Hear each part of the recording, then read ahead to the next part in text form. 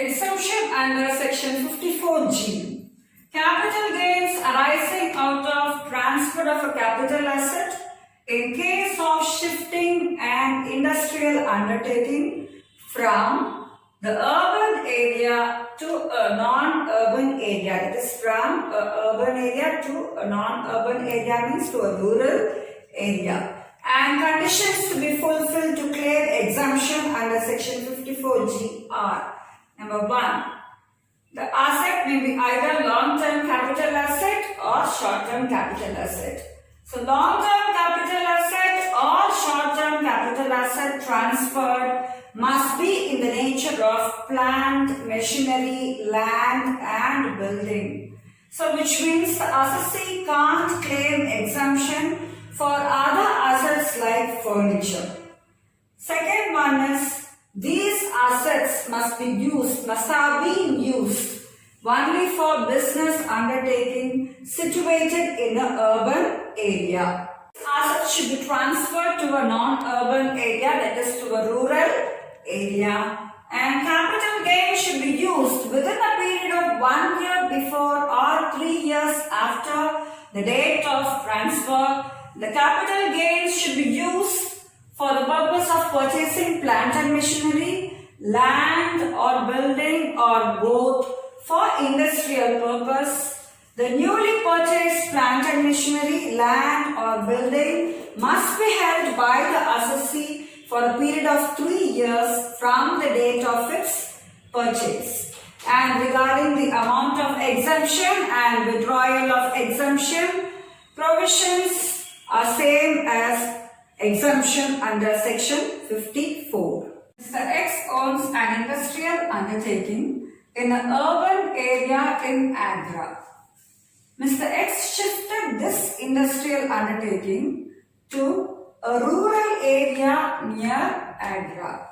For shifting purpose, he had to sell the following assets of the undertaking. That is, he has to sell the following block of assets. That is, plant and machinery, land and building, furniture.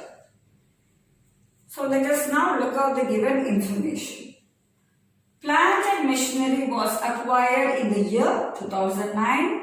Land and building was acquired in the year 2011. Furniture was acquired in the year 2012. Net sale consideration, not sale consideration.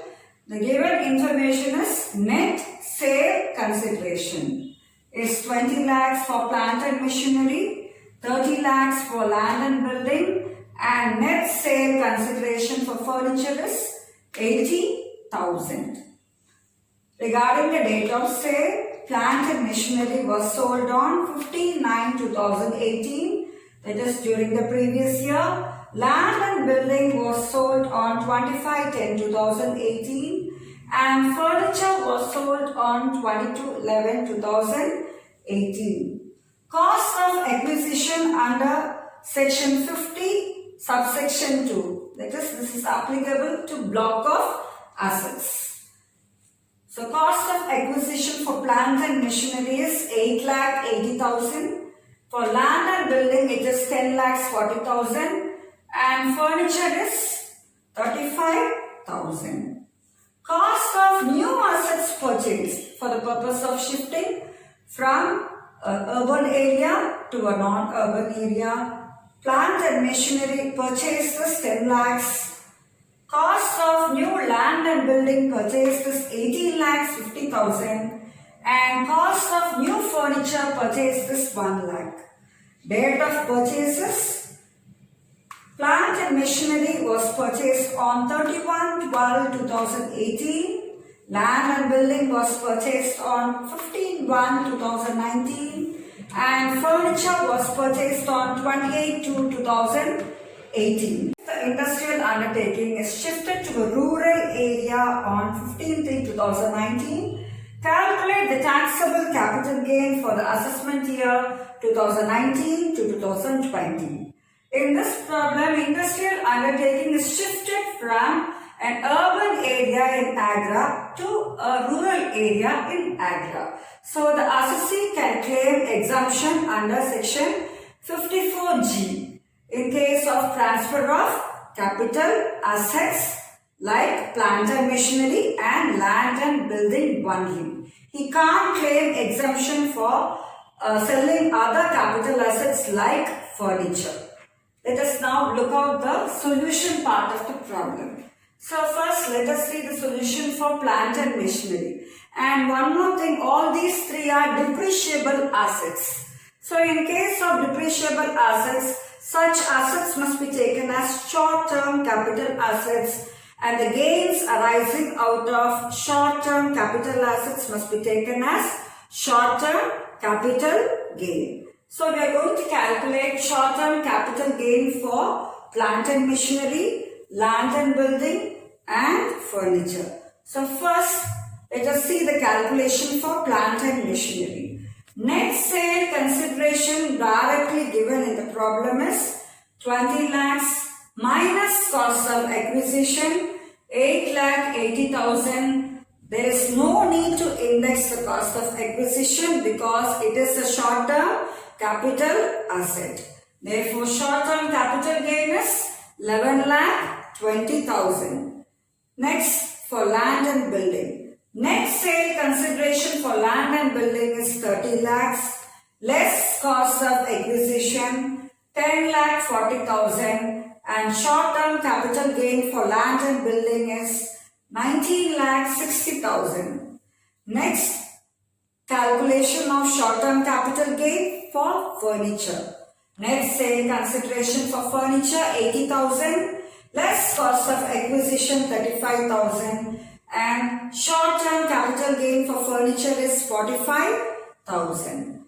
Next, calculate total short-term capital gain. For calculating total short-term capital gain, take only the short-term capital gain of plant and machinery and land and building. We can't take now the short-term capital gain for furniture because the cost of new furniture can't be claimed as exemption under section 54G. So short-term capital gain for plant and machinery is 11,20,000 and for land and building it is 19,60,000. So total short-term capital gain is 30,80,000 less exemption under section 54G. Here the assessee is shifting the industrial undertaking from an urban area to a rural area. So he is claiming exemption under section 54G. So we can claim exemption only for assets like plant and machinery and land and building. So cost of new plant and machinery is 10 lakhs.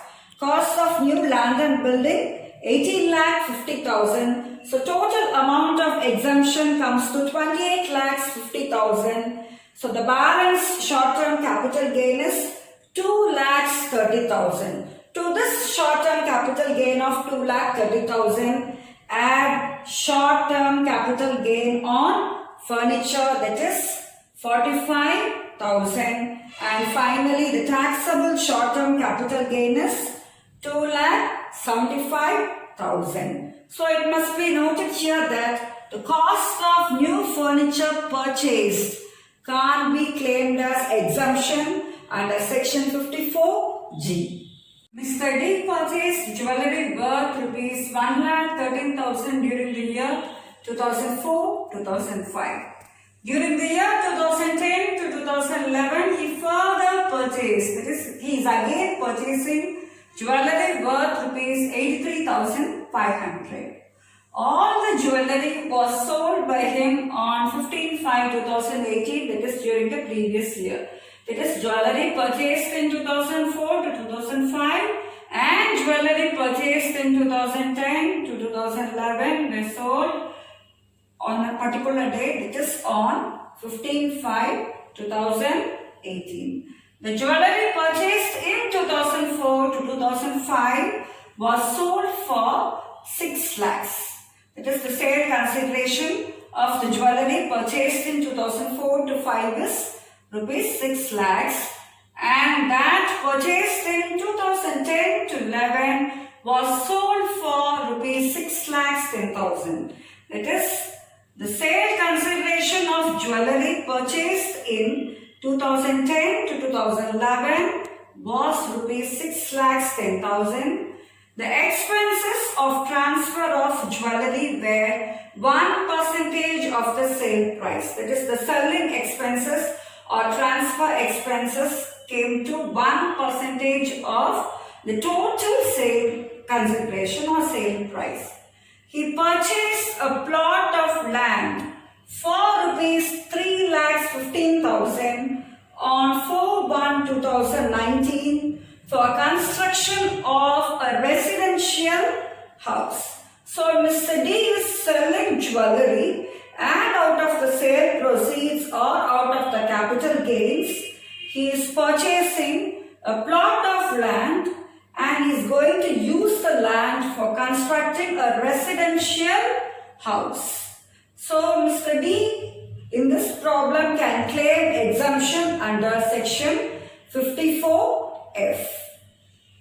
On 15/6/2019, he deposited rupees 5 lakhs in capital gain account scheme, and the further sum of rupees 2 lakhs as on 15/11/2019.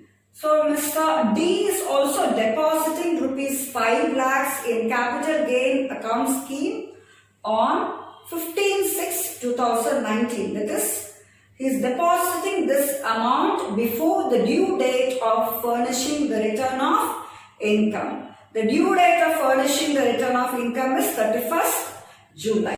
So for 5 lakh deposited in capital gain account scheme, we can claim deduction. Whereas the further sum of rupees 2 lakhs deposited on 15/11/2019, that is, deposited after the due date of furnishing the return, deduction can't be claimed. Exemption can't be claimed for this 2 lakhs which was deposited after the due date of furnishing the return, that is on 15/11/2019. And one more information is, he owns only one residential house. So he is having only one residential house, so he can claim exemption under section 54F. If he has more than one residential house, then he can't claim exemption under section 54F. So we are asked to compute the capital gain for the assessment year 2019 to 2020. So solution. Sale consideration of jewellery purchased in 2004 to 2005 is 6 lakhs. To the sale consideration, add sale consideration of jewellery purchased in 2010 to 11, 6 lakhs 10,000. We are adding both the consideration because all the jewellery was sold only on a particular date. So total sale consideration comes to rupees 12,10,000. From this sale consideration, deduct transfer expenses, that is 1% on selling price. So 1/100 into 12,10,000 comes to 12,100. So deduct transfer expenses or selling expenses from the sale consideration to get net consideration of 11,97,900. Deduct index cost of acquisition. First, take jewellery purchased in 2004 to 2005. The cost of acquisition is 1,13,000. Index it 1,13,000 into index for the year of sale, that is 280, divided by index for the year of purchase 113. So index for the year 2004 to 5 is 113. So the index cost of acquisition comes to rupees 2,80,000. Next, take the jewellery purchased in the year 2010 to 2011. So cost of acquisition is 83,500. Index this cost 83,500 into index for the year of sale 280, divided by index for the year of purchase 167, and index for the year 2010 to 11 is 167. So index cost of acquisition comes to 1,40,000. Add up. The total index cost of acquisition comes to 4,20,000, and the long-term capital gain is 7,77,900. Mr. D is selling the jewellery and he is using the capital gain for the purpose of purchasing a plot for constructing a residential house. So he can claim exemption under section 54F, and he is also depositing 5 lakhs in capital gain account scheme before the due date of furnishing the return. So for both these amounts, Mr. D can claim exemption. And in case of exemption under section 54F, we should compare the cost of the new property with the total net consideration. So first let us calculate the cost. Cost of the plot used for construction of house property is 3,15,000. To this, add the amount deposited in capital gain account scheme on 15/6/2019 rupees 5 lakhs. So total comes to rupees 8,15,000. Whereas the amount of net consideration is 11,97,900. So cost is less than net consideration. So Mr. D is going to claim exemption under section 54F on proportionate basis.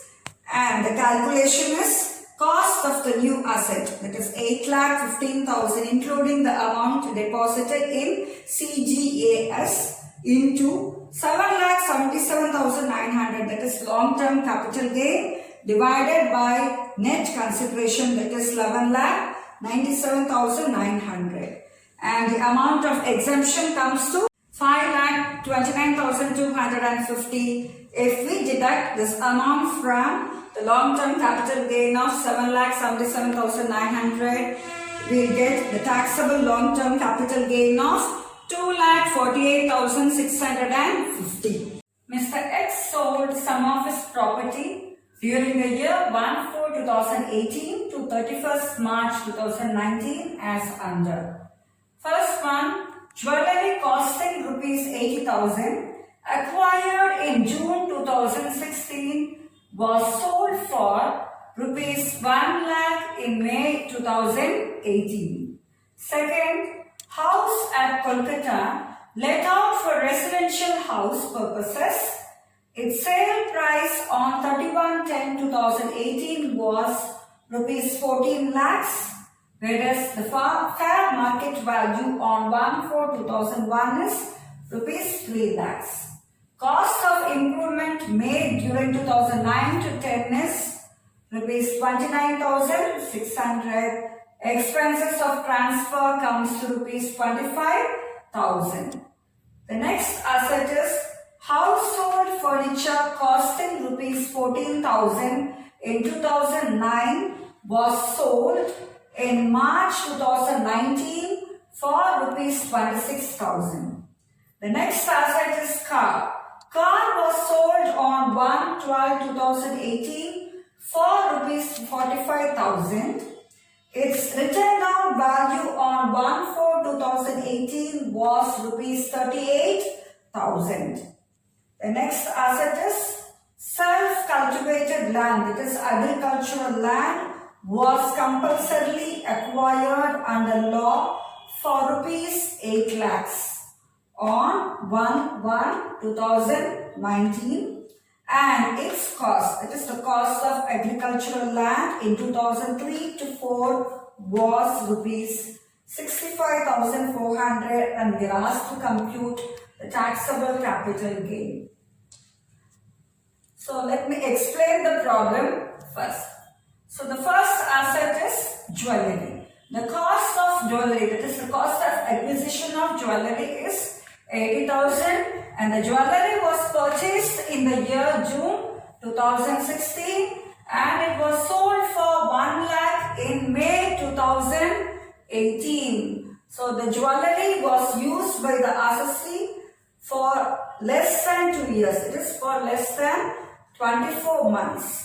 So this jewellery is a short-term capital asset, and the capital gain arising out of the sale of jewellery will be treated as short-term capital gain. This house at Kolkata let out for residential purposes.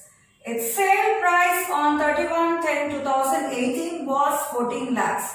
So sale consideration of the house property is 14 lakhs, whereas the fair market value on 1/4/2001 is rupees 3 lakhs. The cost of acquisition of house property is not given in the problem. So in this problem, we are going to take the fair market value on 1/4/2001 as cost of acquisition. Cost of improvement made to the house during 2009 to 10 is rupees 29,600 and expenses on transfer comes to rupees 25,000. The third asset is household furniture costing rupees 14,000 in 2009 was sold in March 2019 for rupees 26,000. Household furniture. It is not treated as a capital asset because it is personal in nature. This asset has personal effect.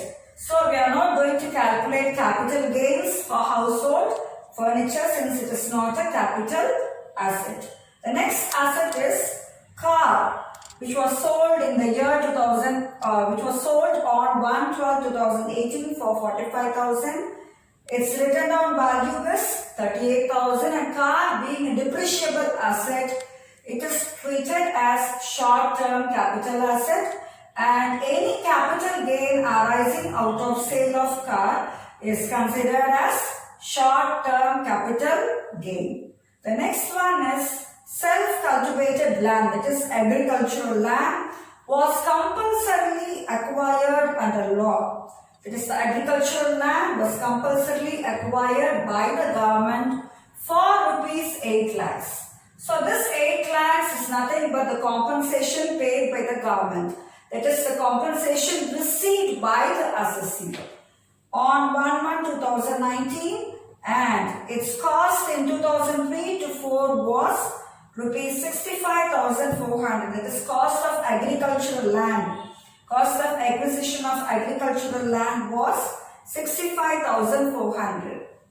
In case of acquisition, in case of compulsory acquisition of agricultural land, any capital gain arising out of compulsory acquisition of agricultural land is fully exempted from tax. Of course, for self-cultivated land, we should calculate capital gain, but that capital gain is fully exempted from tax because the land, agricultural land, was compulsorily acquired by the government. So let us now look at the solution part of the problem. First, we will see jewellery. The sale consideration of jewellery, that is 1 lakh. The jewellery was sold in May 2018. Less cost of acquisition. Jewellery was purchased only in June 2016. So 80,000, the short-term capital gain comes to rupees 20,000. The next asset is house. The sale consideration of house property is 14 lakhs. From the sale consideration, deduct transfer expenses of 25,000. Therefore, net consideration is 13 lakhs 75,000.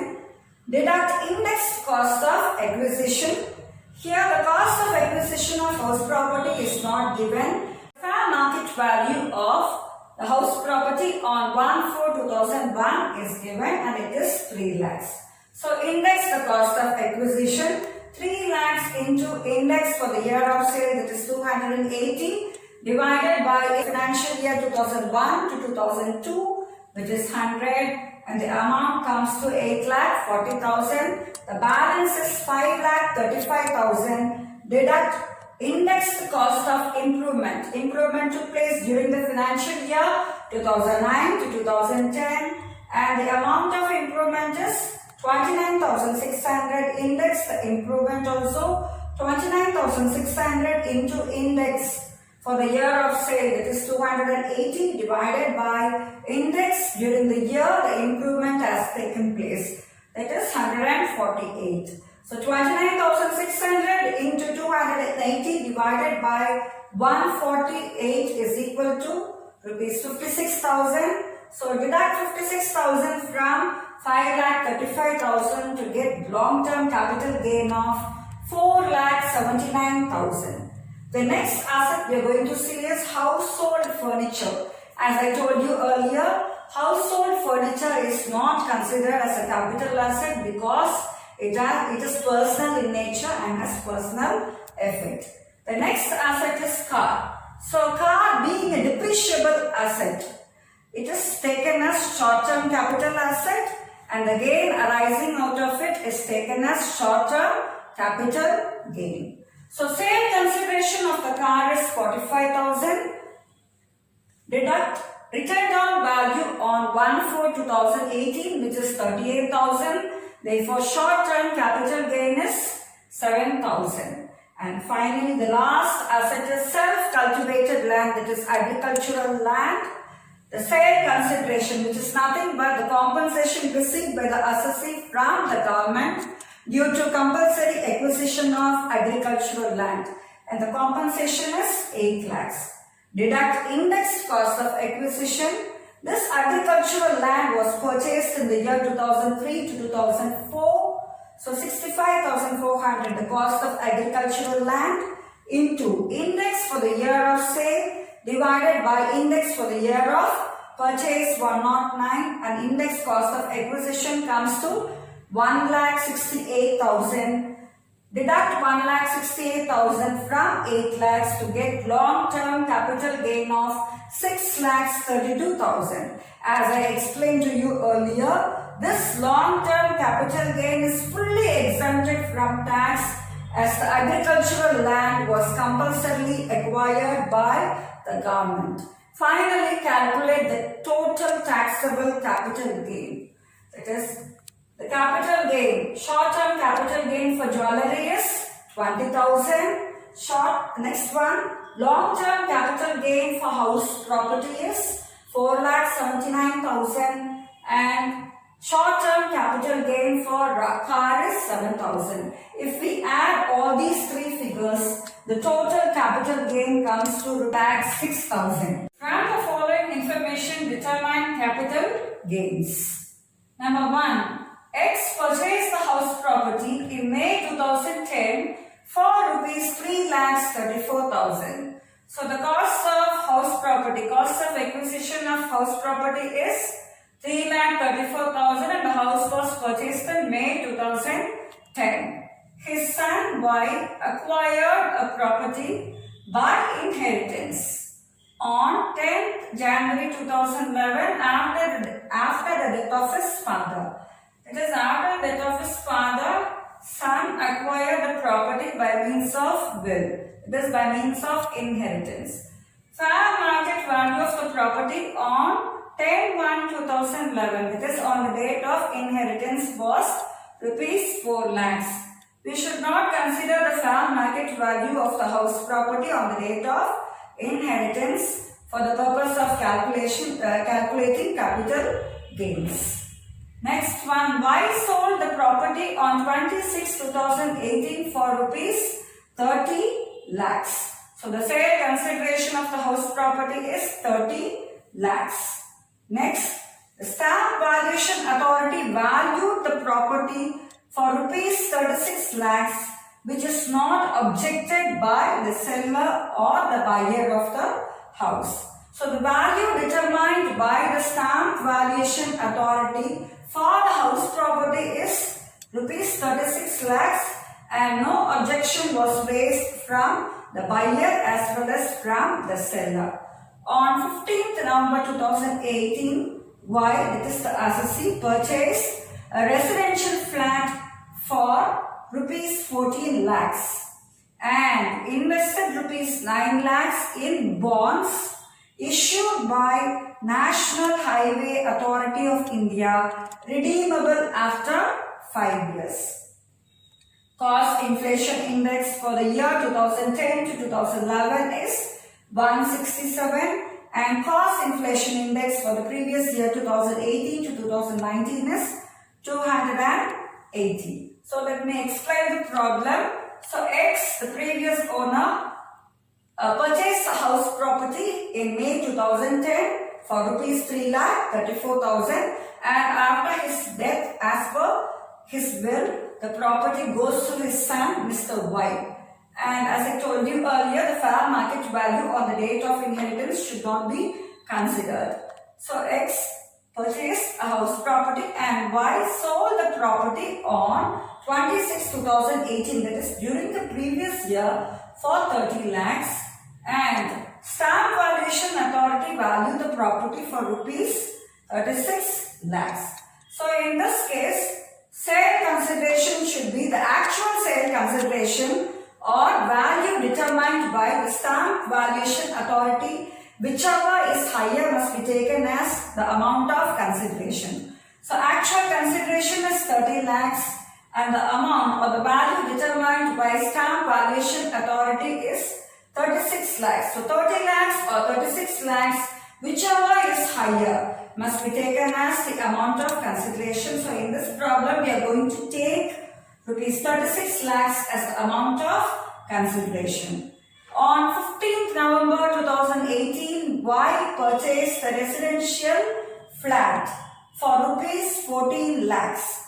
So Y is selling the residential house, and out of the sale proceeds, number 1 is purchasing another residential flat for rupees 14 lakhs.